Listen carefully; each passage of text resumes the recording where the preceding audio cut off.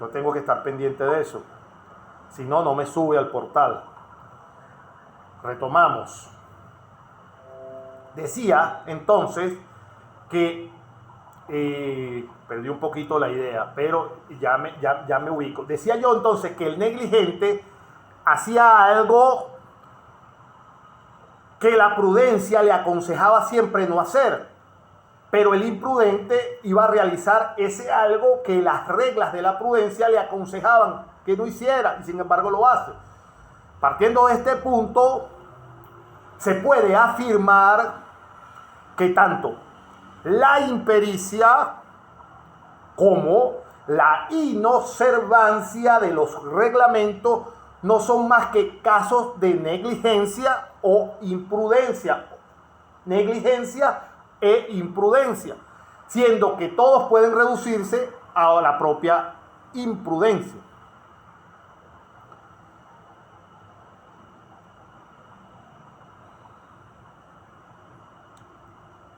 Un segundito, estoy bajando de lámina.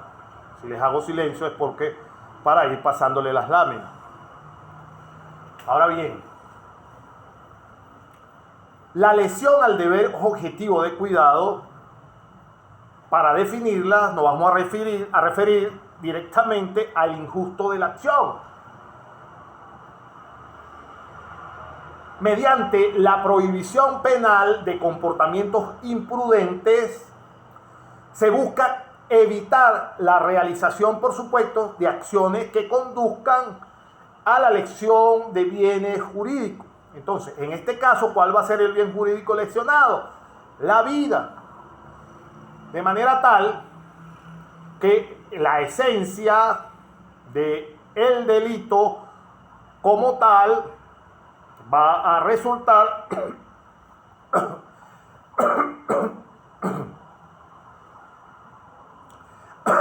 discúlpenme, por favor. La esencia discúlpenme. La esencia del delito culposo va a residir en la valoración sobre la clase y modo de ejecución de la acción, es decir, el desvalor de la acción propia, con el fin de superar el aparente y espinoso problema que se planteaba en el deslinde entre lo que son delitos dolosos y delitos culposos, cuando ambos tenían como inicio acciones finales, es decir, acciones dirigidas. Entonces, permiso. Entonces, se iba a intentar o se intenta determinar la relación entre la acción imprudente y el resultado, concluyendo ¿qué cosa?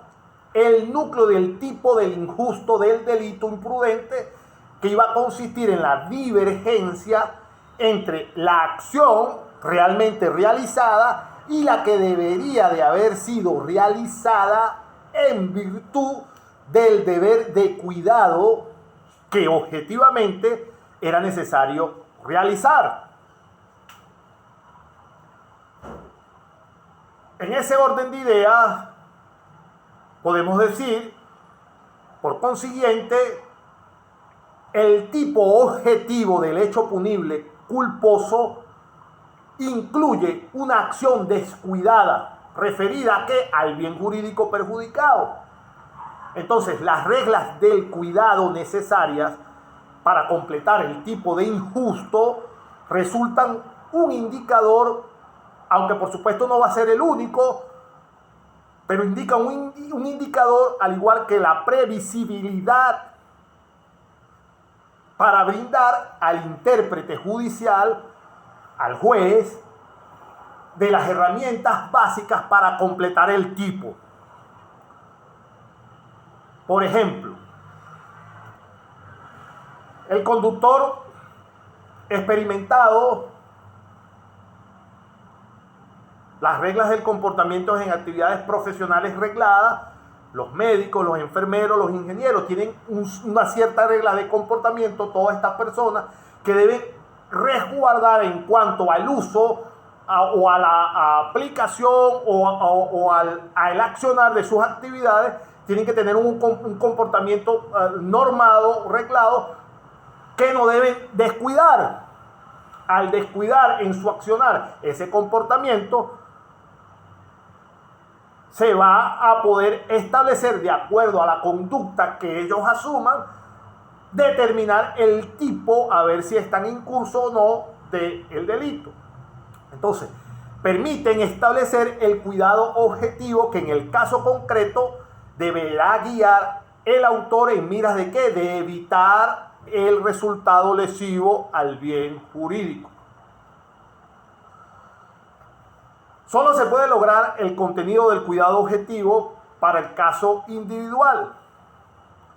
Considerándolo los dos aspectos, podemos decir, o si lo queremos relacionar entre sí, el reconocimiento razonable de peligros y el colocarse prudentemente ante ellos.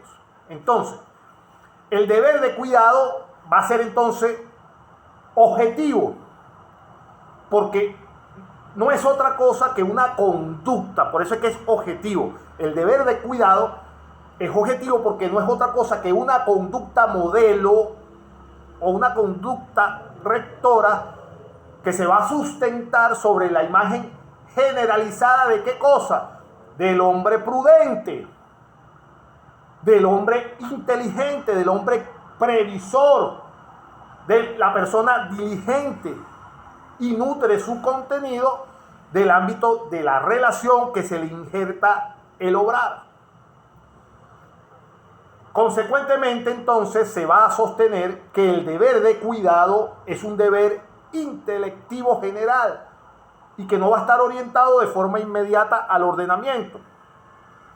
Va a ser, por supuesto, el deber de cuidado la consecuencia de la existencia de normas regladas, reglas técnicas que pueden ser legales o pueden ser reglas de costumbre, de uso debido, de la vida social, y es por ello una condición implícita, común y esencial de toda norma jurídica.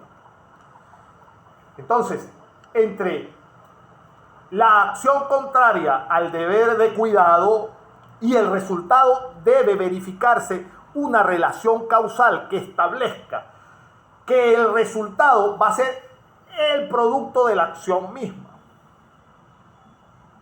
De forma tal que no basta entonces con que la acción sea contraria al deber de cuidado exigido, ya sea que las normas estén implícitas o no estén explícitas, y que haya producido un resultado dañoso, lesivo al bien jurídico, sino que debe mediar entre ambas una relación causal. Debe mediar una relación causal entre la acción y el daño realizado.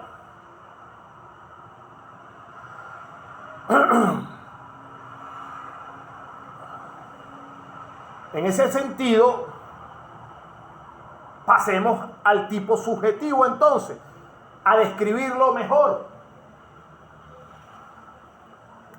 Permiso, un poquito de agua.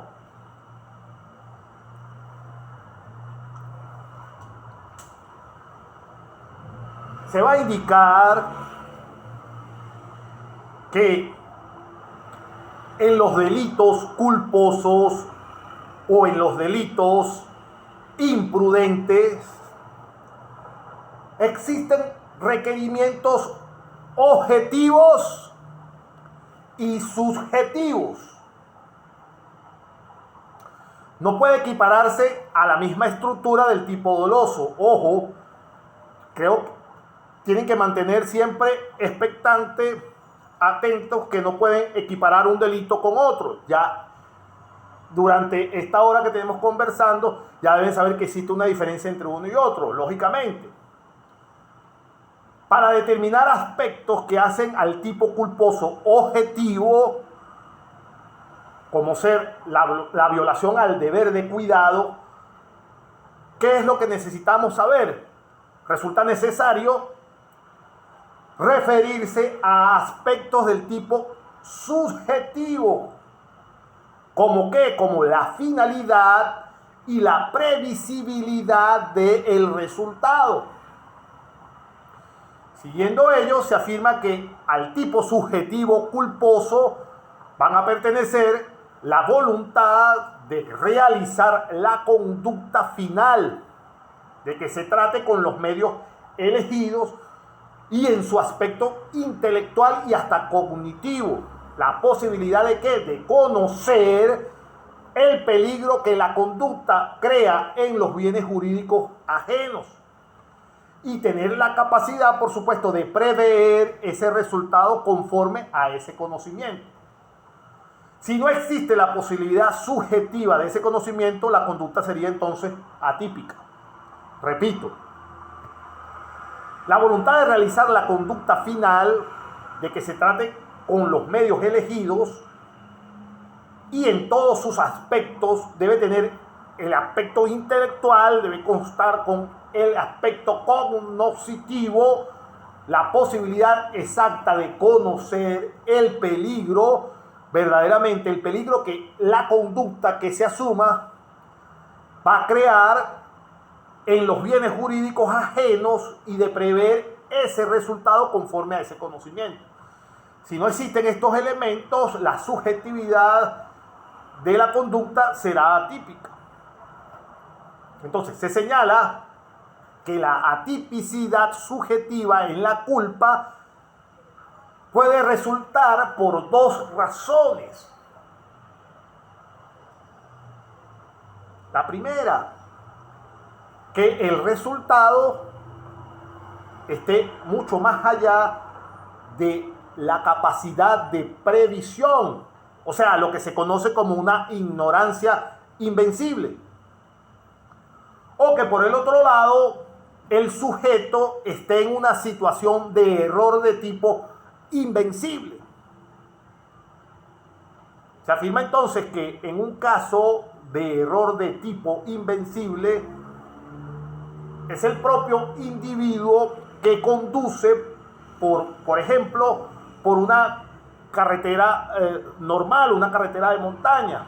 Repito, el caso de un error de tipo invencible que no puede superar, que inevitablemente por más que él trate, es un error que no puede ser en absoluto atribuido a su persona.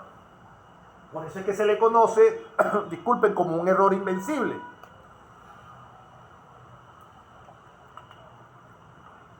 El caso de nuestro conductor que conduce por una montaña de noche y ese conductor está guardando todas las precauciones de vida y observa absolutamente todas las reglas de tránsito, y alguien maliciosamente, antes de que él siga su camino, cambia los carteles de dirección de la vía y él se mete en vía contraria y por supuesto causa algún tipo de lesión.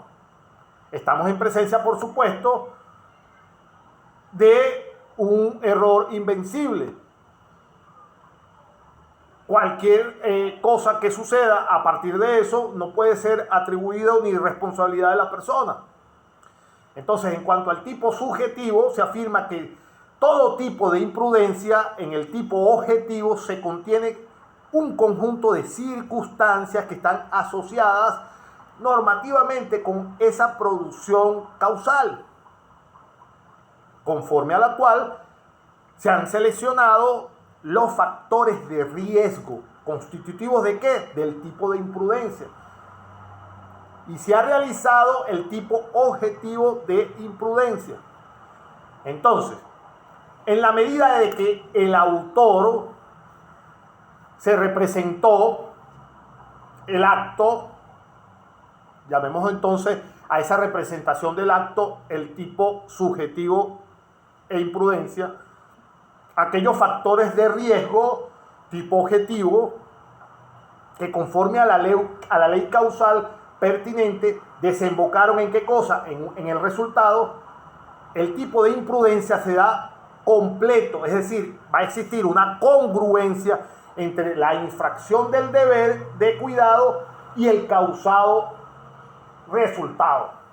Es decir, no es igual un acto que yo realice, que el error es completamente invencible, que pase lo que pase, voy a cometer el hecho porque las circunstancias así lo previeron, más yo no tenía ni siquiera el conocimiento ni la intención y resguardé absolutamente todas las normas necesarias de la prudencia, que el caso en que el sujeto, insisto, se represente la acción, toda esa acción que representa el tipo de imprudencia, la represente, la mentalice, la lleve a cabo, y por supuesto aquellos factores de riesgo se van a convertir en el tipo objetivo y van a conformar la congruencia entre la imprudencia y la acción, y se va a resultar el daño causado. Entonces, la culpa consciente, que va a ser la previsión, y la inconsciente, que va a ser la previsibilidad, entran dentro del mismo análisis del tipo subjetivo. En el primer caso, la culpa consciente, el autor ha reconocido y sabe la posibilidad de la producción de un resultado, pero como consecuencia de una sobrevaloración de su capacidad de dirección final y de una minusvaloración de las reglas de cuidado, él ha confiado, hace la acción y por supuesto comete el resultado. En cambio, en la culpa inconsciente se va a dar cuando el autor ni siquiera ha llegado a prever la posibilidad de la realización de ningún tipo de daño. Se señala que la culpa consciente es un defecto ¿de qué? Del querer. Y el autor actúa pese a haber previsto la posibilidad de la configuración de algún tipo penal. Y la culpa inconsciente va a ser entonces un defecto en la representación y voluntad, y actúa porque no previó la realización del tipo. Repito esta última conclusión englobalizándola. La culpa inconsciente se da cuando el autor ni siquiera ha llegado a prever la posibilidad de la realización del tipo. Y señala que la culpa consciente es un defecto ¿de qué cosa? Del querer. Yo quiero, yo sé que puedo producir el daño, pero confío en mis capacidades o en mi buena suerte de que a pesar de lo que yo haga, sabiendo de que puedo ocasionar algún daño, lo hago porque creo que estoy predestinado a que todo me salga absolutamente bien. Entonces el autor actúa pese a haber previsto la posibilidad de la configuración del tipo. Y entonces la culpa inconsciente va a ser entonces un defecto de la representación y voluntad, y actúa porque no previó la realización del tipo decidido.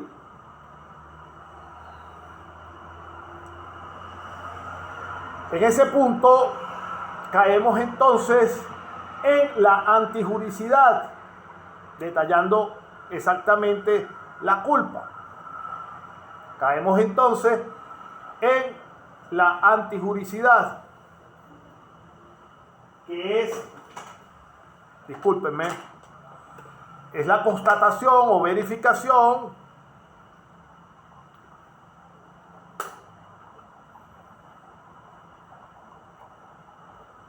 decíamos entonces que al caer en la antijuricidad, y vamos a decir que la constatación o la verificación de que el hecho típico producido iba a ser contrario al ordenamiento jurídico. En ella, la antijuricidad va a ser un predicado de la propia acción, con el que se va a calificar para denotar que la acción va a ser contraria al ordenamiento jurídico. Entonces, ¿qué significa la antijuricidad? Significa que el autor de un hecho típico ha infringido una norma que está exigiendo su validez. Entonces, la antijuricidad de un hecho típico imprudente puede resultar excluida por las causas de justificación, al igual mismo que pasa con un hecho doloso. Pero no obstante, la diferencia en la estructura de los tipos por dolo y por imprudencia trae aparejada especialidades en lo que hace a las causas de justificación.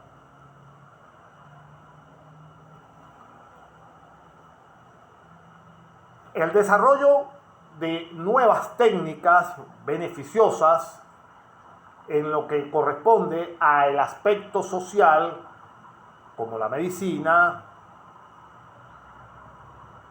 el componente industrial, el energético, trae frecuentemente un incremento del riesgo de daños a bienes jurídicos, la tecnología. De la misma forma, la producción de los bienes y los grandes espectáculos masivos, tanto artísticos, deportivos, pueden y de hecho ponen en peligro la vida y la integridad física de los espectadores y los participantes. Entonces, se entra en un conflicto entre la conservación de bienes jurídicos y la posibilidad, o al menos la ausencia de impedimentos para el progreso social, que deben entonces solucionarse mediante dos etapas.